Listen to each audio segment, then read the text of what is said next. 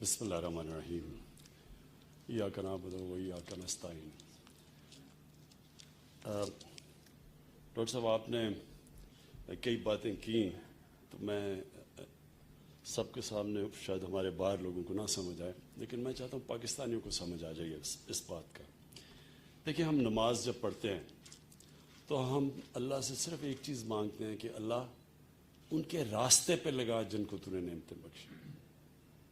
ہم منزل نہیں مانگتے، ہم راستہ مانگتے ہیں، کیونکہ منزل پہ اللہ پہنچاتا ہے۔ جو ابھی آپ نے بات کی، یہ ہمیں بڑی غلط فہمی ہوتی ہے، یہ تکبر ہوتا ہے کہ میں نے بڑا کوئی کام کیا، یا میں جیت گیا، یا میں نے کوئی یونیورسٹی بنائی۔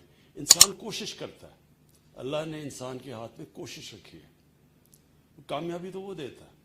تو یہ جو آپ نے ابھی بڑی اچھی باتیں کی کہ ہمارا جو بیسکلی آپ نے یہ کہا کہ وہ جو راستہ ہے پاکستان کو، اس راستے پہ چلنا چاہیے جس پہ پاکستان کو ایک عظیم قوم بنائے گا۔ ہم وہ راستہ ڈھونڈ رہے ہیں، وہ راستہ جو کہ قائد اعظم جس کی بات کرتے تھے، جو علامہ اقبال جس کی خواب دیکھتے رہے، وہ جو راستہ تھا، اس راستے سے ہم بڑی دور نکل گئے۔ اور اس کی ایک بہت بڑی وجہ ہے کہ ہمیں ایک بڑی جلدی 15-20 سال کے بعد ایک ڈپینڈنسی سنڈرم آ گیا کہ ہمیں اپنے اوپر کانفیڈنس چلا گیا۔ ہمیں ایک کلونیلزم کا جو ایک بہت کلونیلزم تو ہے ہی تباہی ایک قوم کے لیے، کیونکہ ان کے اندر سیلف ورتھ کانفیڈنس ختم کر دیتی ہے۔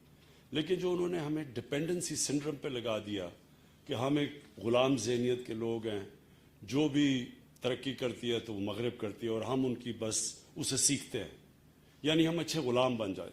میں جب پہلی دفعہ، میں صرف آپ کو یہ مائنڈ سیٹ کی بات بتانا چاہتا ہوں کہ میں جب پہلی دفعہ انگلینڈ کرکٹ کھیلنے گیا پاکستان ٹیم کے ساتھ، تو میرے سینئر پلیئرز جو تھے، میں تو 18 سال کا تھا، میں بڑی خواب لے کے گیا ہوا، تو میرے سینئر پلیئرز نے مجھے کہا کہ اگر ہم انگریز سے عزت سے ہار جائیں تو یہی ہماری کامیابی ہے۔ یعنی وہ اتنا ایک کمپلیکس تھا کہ ہم ان سے جیت ہی نہیں سکتے۔ یہی مائنڈ سیٹ ہے ہر جگہ پہ۔ کیوں نہیں ہم اپنے سائنٹسٹ پروڈیوس کرتے؟ کیوں نہیں ہم اپنی چیزیں ایجاد کرتے؟ کیوں نہیں ہم کسی فیلڈ میں اپنے پیٹنٹس لگاتے؟ جس طرح یہ مائکروسافٹ ہے یا یہ فیس بک ہے، یہ ان کی میں ورتھ دیکھ رہا ہوں، ہمارا سارا بجٹ سال کا 40-50 ارب ڈالر ہوگا، 60 ارب ڈالر ہوگا، اس کی ایک کمپنی کی ورتھ 2000 ارب ڈالر ہے۔ کیونکہ جو آپ نے بات کی کہ وہ ٹیکنالوجی انوویشن اس طرف نکل گئے ہیں، اور ہم ایک بس جو وہاں سے ہمیں چیز آتی ہے، ہم کاپیز بن گئے ہیں، ہم کاپی کرتے ہیں۔ تو یہ جو خواب تھی آپ نے ڈاکٹر صاحب، مجھے بہت پہلے میں ابھی ہمیں گورنمنٹ نہیں ملی تھی کے پی میں، تب سے آپ وہ بات کرتے تھے کہ یہاں ہمیں سیٹ اپ کرنی ہے جوائنٹ کولیبریشن سے باہر 8 یا 9 یونیورسٹیز کوالٹی کی، مجھے یاد ہے یہ بھی آپ کہتے تھے۔ اور آپ نے پھر ٹھیک کہا کہ پھر پیپلز پارٹی کی گورنمنٹ آ گئی اور پھر وہ کہتے ہیں the rest is history۔ تو اب ہے ٹائم کہ ہم اسی راستے پہ جائیں جس راستے پہ پاکستان کو آتے ساتھ ہی جانا چاہیے تھا جب ہمارا ملک بنا۔ اور بدقسمتی سے ہمارے جو قائد اعظم تھے وہ زیادہ دیر زندہ نہ رہ سکے، کیونکہ مجھے پورا کانفیڈنس ہے جو ان کی سوچ تھی، انہوں نے ہمیں اس راستے پہ لگا دینا تھا۔ وہ راستہ ہے اب کہ پاکستان اب اپنا راستہ بنائے، ہم اپنے ذہنوں کو آزاد کریں کہ ہم کوئی اچھے غلام نہیں بننا چاہتے، ہم ایجاد کرنا چاہتے ہیں، ہم نیا راستہ ڈھونڈنا چاہتے ہیں، اپنا راستہ۔ اور وہ آئے گا سائنس اور ٹیکنالوجی سے، نالج اکانومی سے، وہ تعلیم سے آئے گا۔ ہماری دو بڑی ایڈوانٹیجز ہیں۔ ایک کہ ہمارا دنیا میں سیکنڈ ینگسٹ پاپولیشن ہے، ایک ینگ آبادی ہے۔ دوسرا، ہمارے پاس بڑا ٹیلنٹ ہے۔ جس طرح ڈاکٹر صاحب نے کہا کہ جب آپ دیکھتے ہیں ہمارے او لیولز اور اے لیولز میں بچوں کی پرفارمنس، تو اس دنیا میں کمپیٹ کرتے ہیں۔ اسی طرح امریکہ میں دیکھ رہا تھا کہ جو پاکستانی امریکن پاپولیشن ہے، وہ ٹاپ 3-4 ایکیڈیمکلی جو ٹاپ پہ جو ایتھنک مائنورٹیز ہیں، ان کے ٹاپ کے اوپر پاکستانی 3-4 ان ایتھنک مائنورٹیز میں سے. تو اس کے لیے یہ ایک بہت بڑا سٹارٹ ہے آج. یہ جو فوق شلے، اس کو ذرا لوگوں کو یوز ٹو ہونا پڑے گا، فوق شلے، لیکن یہ بڑی ٹاپ ان کی انجینئرنگ یونیورسٹیز ہیں، انسٹیٹیوٹس ہیں آسٹریا میں. ان کے ساتھ اور چائنا کے ساتھ، اور ہمارے بہت بڑی ایڈوانٹیج ہے کہ چائنا کے ساتھ ہم سی پیک میں بالکل اب سیکنڈ فیزز میں جانے لگے. پہلے تو کنیکٹیوٹی تھی، سڑکیں تھیں اور پاور اسٹیشنز تھے. اب ہم اس کو اسپیشل اکنامک زونز، وہ جو بھی ابھی ہم نے رشا میں جو بھی کے پی میں شروع کی ہے، تو وہ شروعات ہے. تو اب انڈسٹری کے اندر بھی ان کی انڈسٹریل ریلوکیشن، ٹیکنیکل ہیلپ، وہ بھی ہمیں چاہیے ہوگی. لیکن سب سے زیادہ ہمیں ادھر ان کی مدد چاہیے.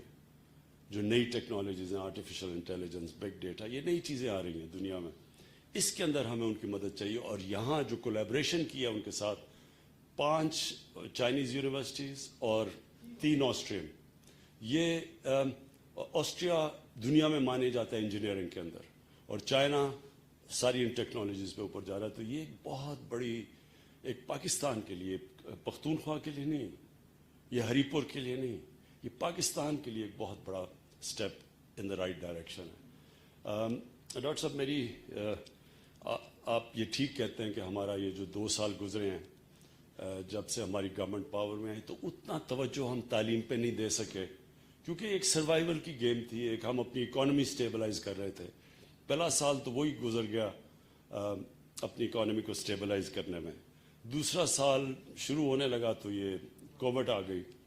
اللہ کا شکر ہے کہ ہم وہ ملک ہیں جو کہ سب سے بہتر یہ جو کرونا کی وائرس کے مشکل وقت سے نکلے ہیں. اور اب جو میری کوشش یہ ہے کہ ہم نے اب ایک قوم نے یہ فیصلہ کرنا ہے کہ جدھر سے بھی ہمیں پیسہ بچے ہم نے وہ تعلیم کے اوپر ڈالنا ہے.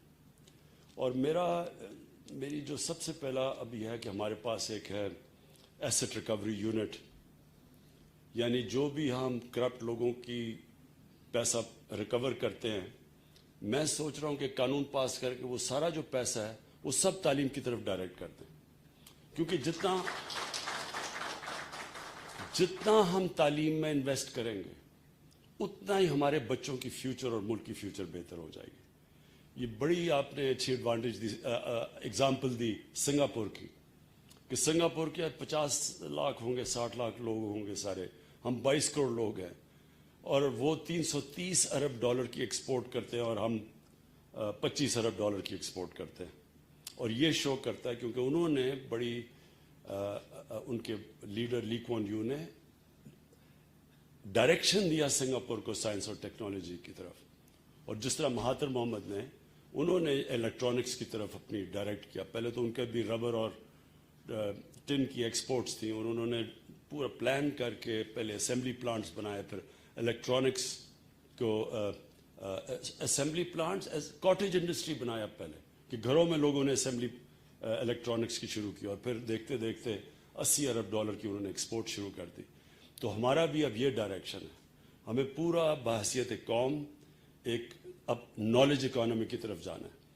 اور وہ یہ جو آج یہ انسٹیٹیوٹ، اور مجھے بڑی خوشی ہے اس کی، کیونکہ ہمیں اس میں پختونخوا کی گورنمنٹ نے پوری طرح کوآپریٹ کیا. میں تو کوچ تھا، کیپٹن تو نہیں تھا اس وقت، کیونکہ چیف منسٹر سے ہمیں کنونس کر رہا تھا، اور پرویز خٹک نے پوری طرح ساتھ ہمارے ملے. کیونکہ مشکل ہوتا ہے، اتنے زیادہ پہلی بجٹ چھوٹے ہوتے ہیں، اس بجٹس میں سے اتنی زیادہ ڈیمانڈز ہوتی ہیں، اور پھر لوگ جو پولیٹیکل گورنمنٹس ہوتی ہیں وہ کوشش کرتی ہیں کہ جو بھی چیز بنے تو 5 سال ان کے سے پہلے بن جائے، تاکہ وہ الیکشن سے پہلے بنے اور وہ پھر اس کو دکھا کے تو اگلا الیکشن جیت سکے.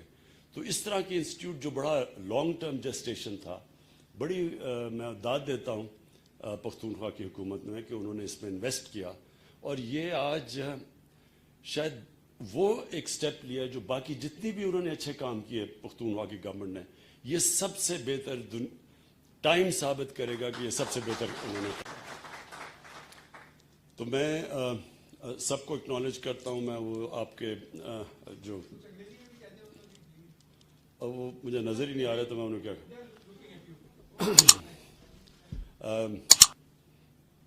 مجھے بھول ہی گئی انگریزی.